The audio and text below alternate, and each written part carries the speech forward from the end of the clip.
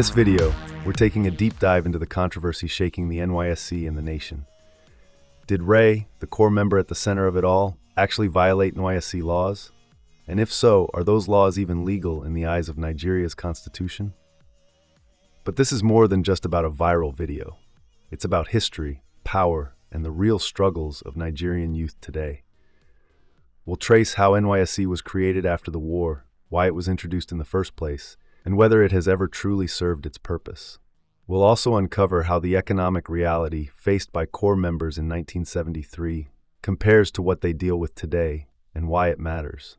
Most importantly, we'll break down the deeper questions. Why does this matter to every Nigerian? Why are people really upset? And how does all this connect to the bigger fight for a better future?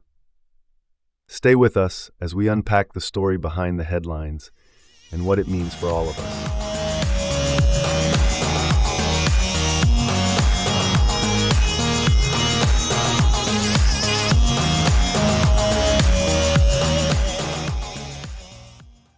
Welcome back.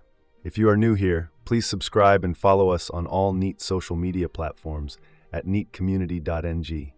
Also, it will be nice if you can turn on the notification icon so you can get notified each time we upload new content. There are a number of topics we need to cover, so rest assured we will be uploading new content every week.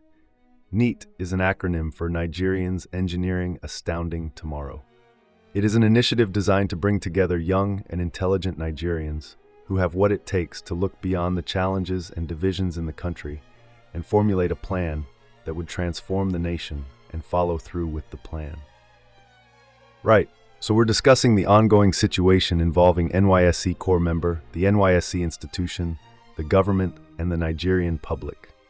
On March 14, 2025, an NYSC core member named Ushi Rita Ugwamaye, who is serving in Lagos and known online as Raye, posted a video on TikTok.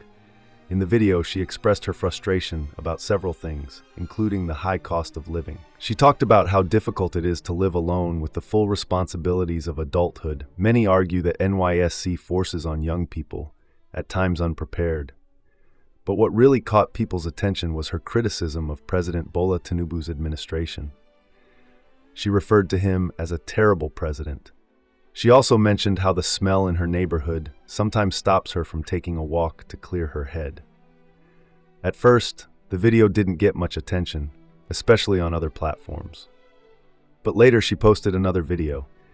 In this one, she implied that she had been contacted by NYSC staff members who demanded that she take down the initial video.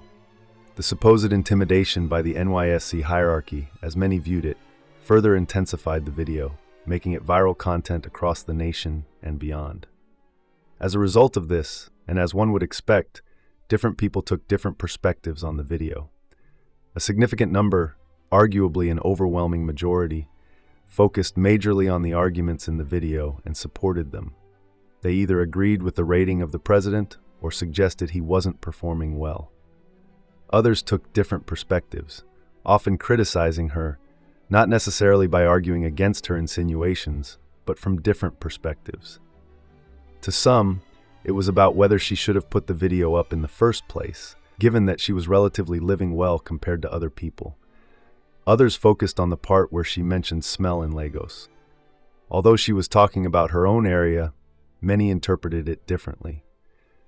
To many of them, she meant that the entire Lagos smells. Some held on to the fact that she asked what the Lagos state government was doing to assert their positions and arguments.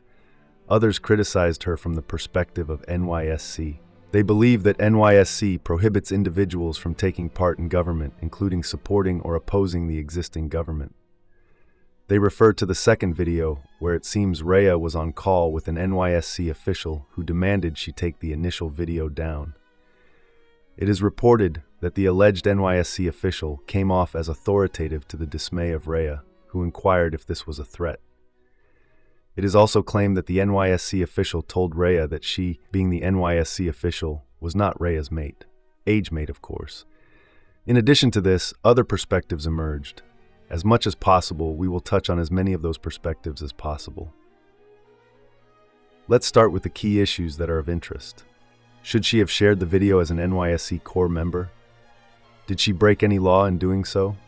Does she have the right to complain about Lagos? Is Lagos really smelling?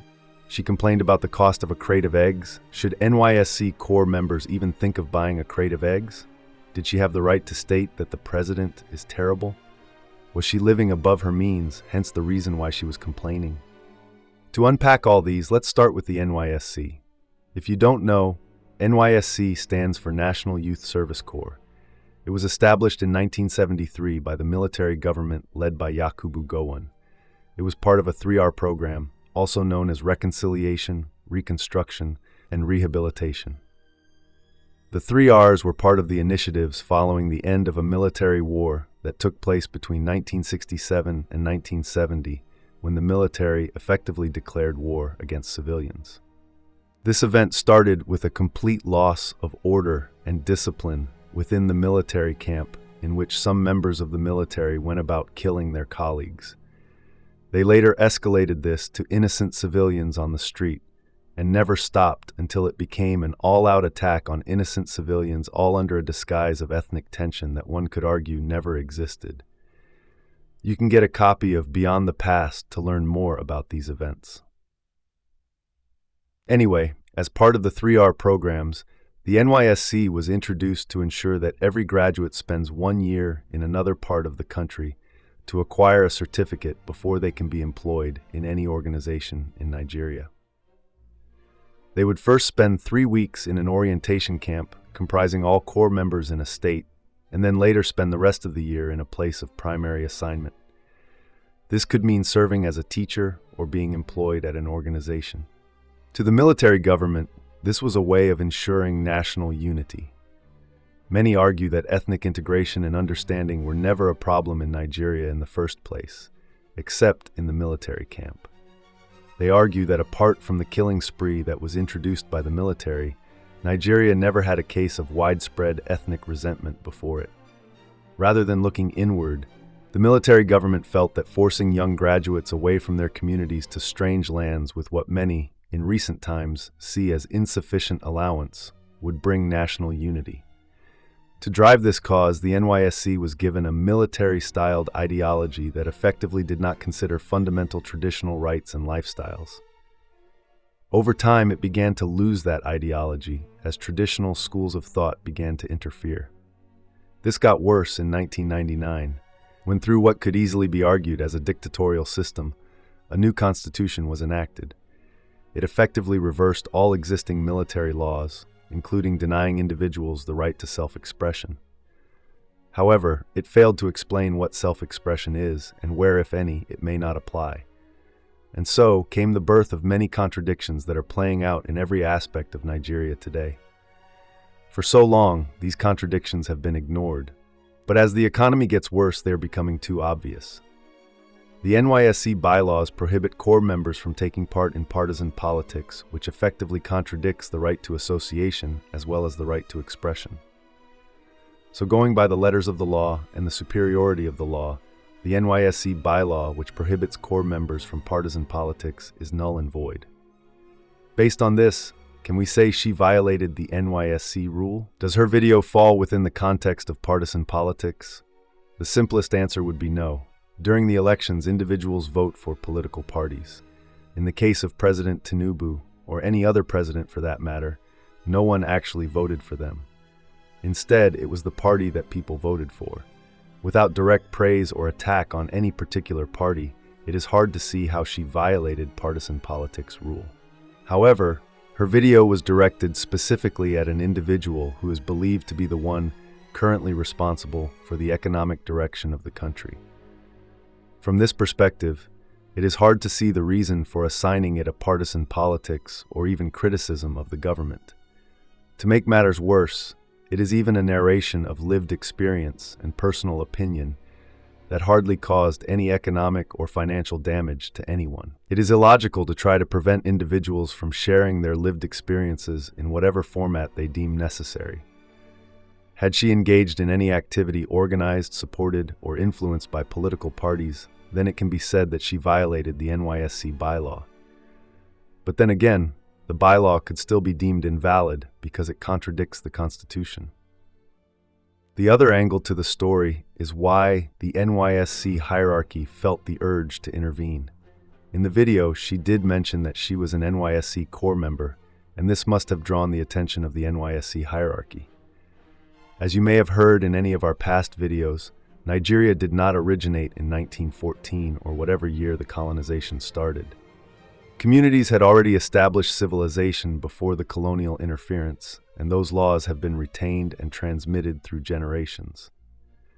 Most of what is keeping Nigeria functioning today is not because of the constitutions or bylaws, but the remnants of those traditional laws, also known as moral laws.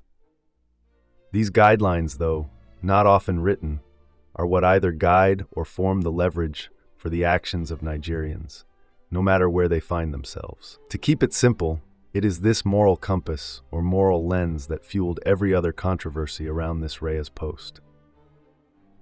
To begin with, the NYSC hierarchy may have interfered on the basis that an elderly person has the responsibility and prerogative of directing a younger person what to do. In the video itself, it is reported that the NYSC staff asked if she was Raye's age mate. It is another stark reminder that despite the colonial interference, ethnic systems still dominate. To understand this better, watch any of our past videos, especially the one that talks about why is it hard to fix Nigeria. Age difference aside, is there any logical reason for the NYSC to ask her to take the video down? There is an adage that says, what an adult can see sitting down, a child can't see standing up. While Raye may be expressing her lived experience, she may not have seen the bigger implications. 1. It could incite others to start theirs, and such could easily escalate to protest and full-scale riot. There are those who may argue that such a riot and the resulting destruction of lives and properties could be what the Nigerian leaders needed to do better. This argument follows the oversimplification route that Nigerians often like to take. The reality is often far from it. In 1967, the military plunged the nation into war. Did it produce a better nation? Of course not. If it did, then where is the better nation? Instead of progress, full-scale riot will be mixed with ethnic and religious inclinations and would drag the nation backward. It would always result in loss of lives, properties, and economic retardation.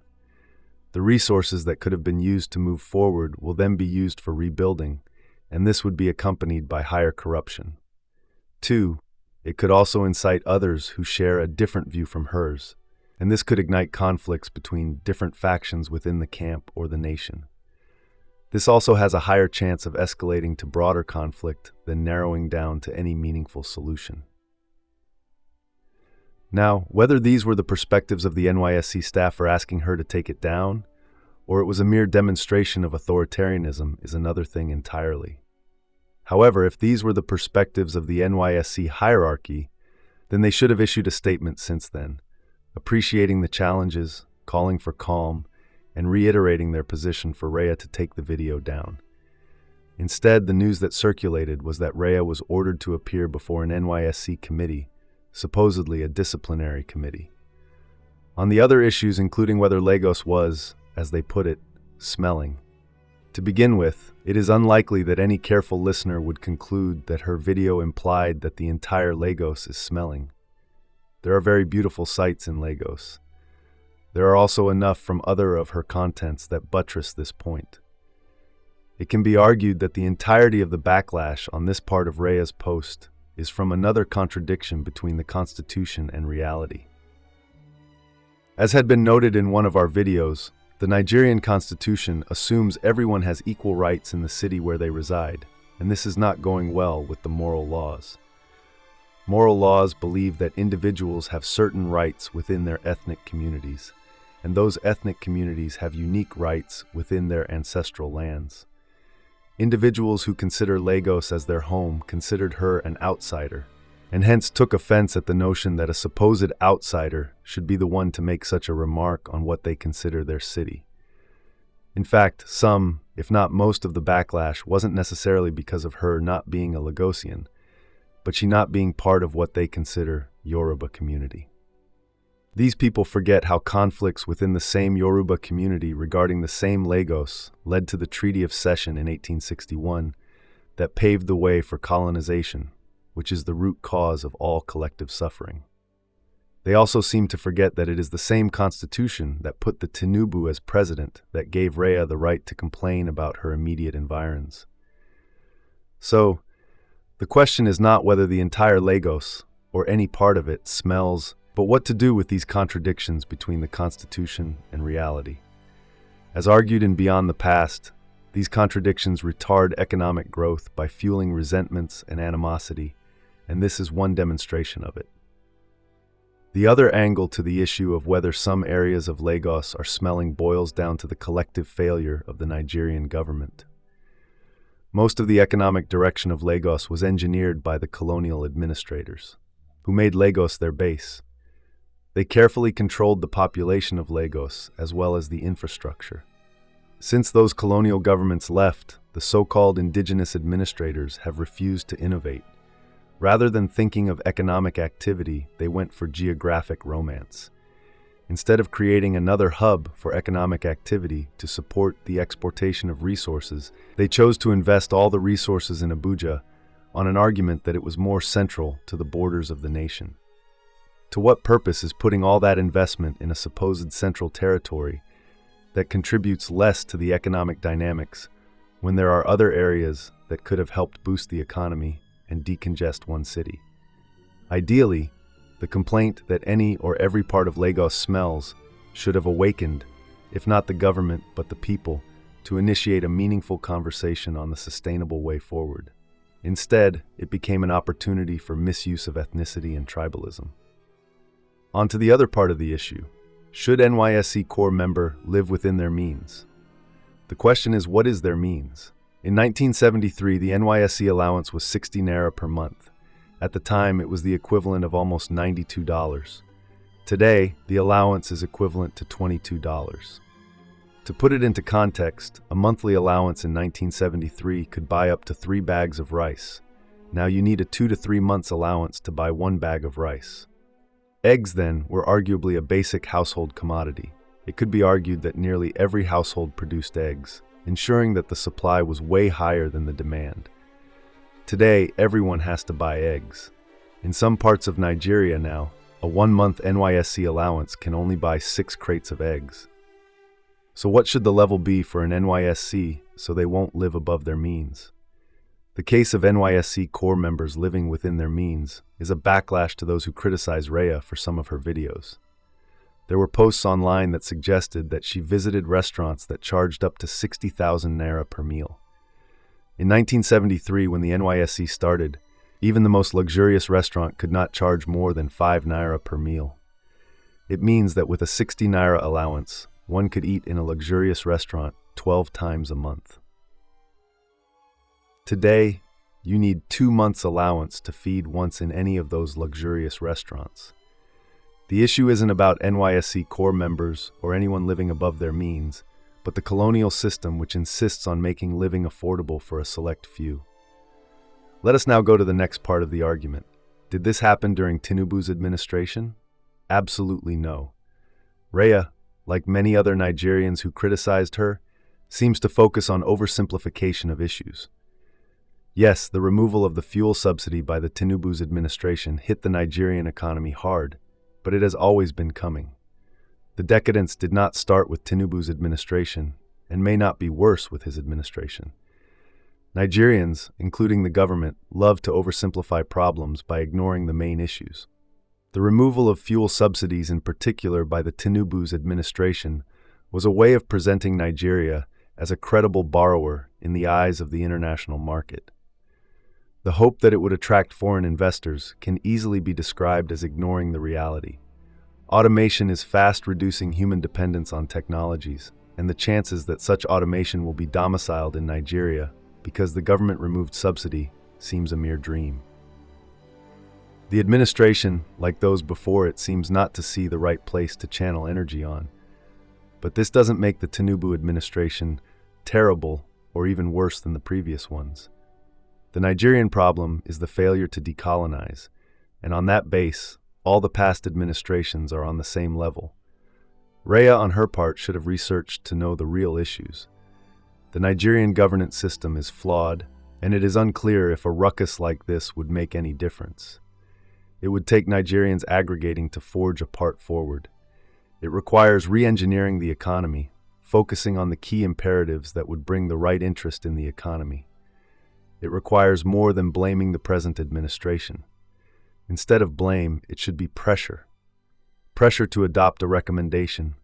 Pressure to bow to a specific position as demanded by the masses. But the responsibility to engineer the pressure shouldn't fall on NYSC core members.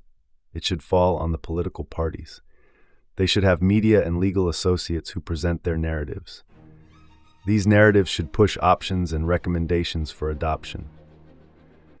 Unfortunately, the political parties seem as good as the government. Even in the case of Raye, you would have expected them to take a very hard stand to protect her. Even on the day she was supposed to appear on the committee, only one presidential aspirant sent a legal representative to stand with her. Other political parties remained clueless about what to do. Can we as people wait for them to rise? I don't think so. Not when you consider the level of advanced reasoning required to build a better nation. It is only possible when the right individuals come together, and that is why the NEAT initiative is there. Without such, we'll keep beating around the bush, chasing the wrong thing. People will keep invoking the right things for the wrong reasons. For example, the entire backlash on Raye isn't necessarily for what she said, but for the culture. The Yoruba culture in particular heavily frowns at a young person speaking rudely to an elderly person. In every ramification of the Yoruba culture, addressing President Tinubu as a terrible president would always be seen as taboo. Without proper engineering, how do you address this? Can you prevent a community from their cultural views of things? Can you prevent a young person with a completely different culture from being themselves because of some imposed national requirement? As mentioned in one of the videos, the Nigerian chaos is a gain for the international market. We need to bear this in mind and work together to produce a tomorrow that the next generation will be proud of. Thank you, and see you in the next video.